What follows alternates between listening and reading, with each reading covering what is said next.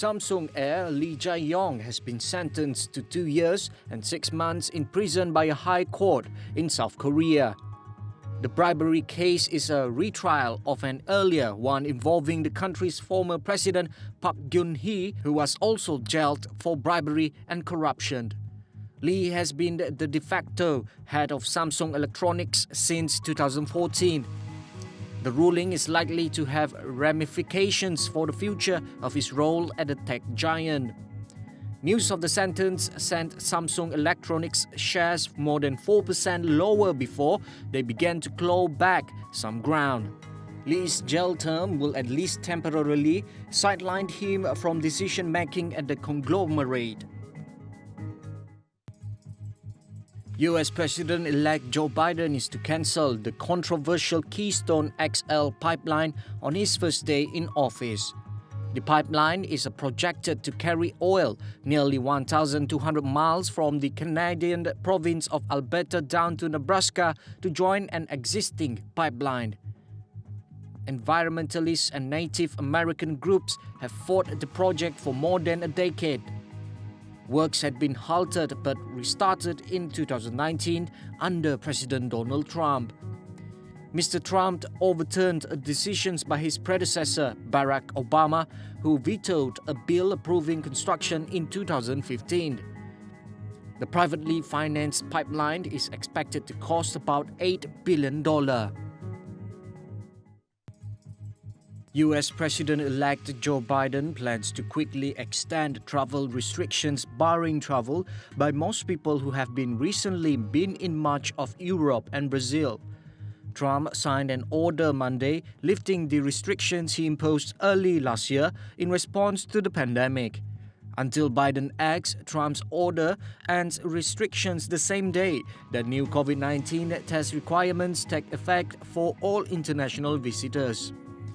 The US restrictions barring most visitors from Europe have been in place since mid-March when Trump signed proclamations imposing them. Biden, once in office, has the legal authority to reimpose the restrictions.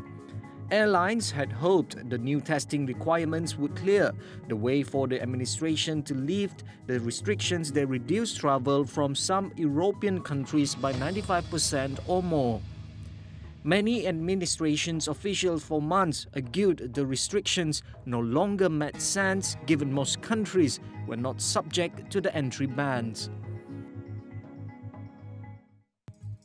Spain on Monday reported a record rise in coronavirus infections over the weekend, and the number of new cases measured over the past 14 days spiked to 689 per 100,000 people. Nearly 84,300 new cases were reported since Friday, bringing the cumulative total to 2,336,451. Deaths rose by 455 over the same period to 53,769. Spain Health Emergency Coordinator Fernando Simon said that almost 900,000 vaccines against COVID-19 have been inoculated so far in the country. The second phase of the rollout will prioritize health workers and people above 80 years old. Despite rising infections, the Health Ministry has ruled out a return to nationwide confinement despite calls from regional administrations for tougher measures. Among the young sumo wrestlers lifting weights in the ring, 10-year-old Kyuta Kumugai stands out. At 85 kilograms, Kyuta is twice the size of the other children his age and is so dominant that he wrestles and beats boys 5 or 6 years older. His training regime, devised by his father, Taisuke, is relentless. He trains 6 days a week, either at his local sumo club or lifting weights. He also swims and practices track and field to build up the flexibility and explosive quickness needed for sumo wrestling. Kyuta has been on the program since his father entered him in the tournament while still in kindergarten. Kyuta is currently the under-10 world champion, beating out competition from as far afield as the United Kingdom and Ukraine last year. When it became apparent the boy had talent, Taisuke moved the family to the Fukugawa area of Tokyo that is famous for producing sumo wrestlers. It has an abundance of clubs and Nominosukune Shrine, where the god of sumo is said to reside, meaning there is a lot of local support for the kumugais. Taisuke pushes Kyuta so hard that the child is often left breathless and crying, but he believes it is the only way to get the best out of his son. Small groups of protesters, some of them armed, have gathered at state houses in the US, where tensions are high after the deadly riots at the Capitol in Washington. Protests are being held outside Capitol buildings in Texas, Oregon, Michigan, Ohio, and elsewhere. But many other state houses were quiet on Sunday amid a ramping up of security across US legislatures. The FBI has warned of armed protests ahead of Wednesday inaugurations. President-elect Joe Biden will take office 2 weeks after pro-Trump protesters stormed the US Capitol in Washington, D.C. on 6 January, leaving 5 dead, including a police officer. Many cities prepared for potentially violent protests over the weekend, erecting barriers and deploying thousands of National Guard troops. 2 women judges working for the Afghan Supreme Court have been shot dead. They were killed by unidentified gunmen on their way to work on Sunday. The deaths are the latest in a string of assassinations targeting journalists, activists, and other political figures. The women were shot dead in early morning ambush, which also saw their driver wounded. The incident happened in the Kala-e-Fatullah area of Kabul, and no group has said it carried out the attack.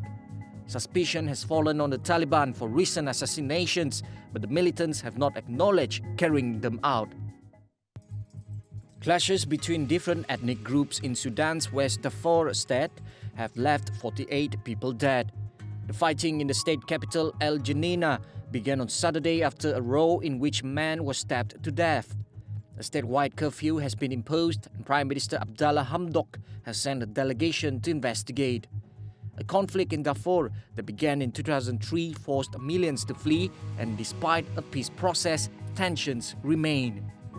Saturday's violence comes less than 3 weeks after peacekeepers from the United Nations and African Union handed over security to the Khartoum authorities after 13 years there.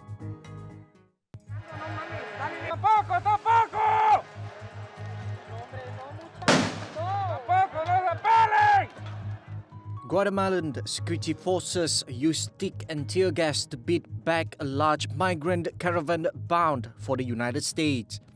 Just days before the advent of a new US administration which urged travelers to abandon the journey, a large sections of the caravan clashed on a road early on Sunday with Guatemalan security officials, some 3,000 of whom had mustered by the village of Avado Hondo.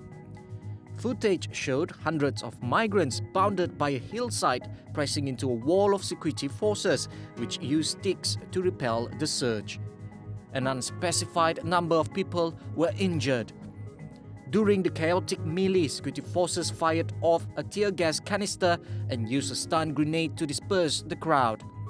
But even if the migrants do get past, Mexico is preparing to stop them at its southern border with hundreds of security forces, arguing it must contain the spread of the virus. Law enforcement officials battened down state houses across the country in anticipation of potentially violent protests by Trump supporters who believe the baseless claim that electoral fraud robbed the president of a second term. More than a dozen states have activated National Guard troops to help secure the Capitol buildings following an FBI warning of armed protests. Security officials have eyed the first major flashpoint, as that is when the anti-government movement made plans weeks ago to hold rallies in all 50 states. Capitals in battleground states where Trump has directed his accusations of voter fraud were on especially high alert. Rescuers say that 12 miners trapped underground after an explosion in a Chinese gold mine a week ago are still alive. State media reports the workers managed to send a note to rescuers 7 days after the incident. The fate of another 10 miners missing after the explosions remains unclear.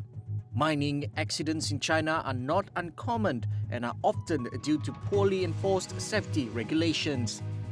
The 22 were trapped at the Hushan mine near Yantai in Shandong province in eastern China on 10 January after an explosion damaged the exit and the communication system of the mine, which was still under construction. According to state media, rescuers managed to make contact with some of the miners through a narrow shaft. They felt pulling on ropes they lowered into the mine and later sent food, medicines, paper and pencils into the hole. According to a note they retrieved back from the shaft, 12 people are alive in the middle sections of the mine, while the status of the other 10 is not clear.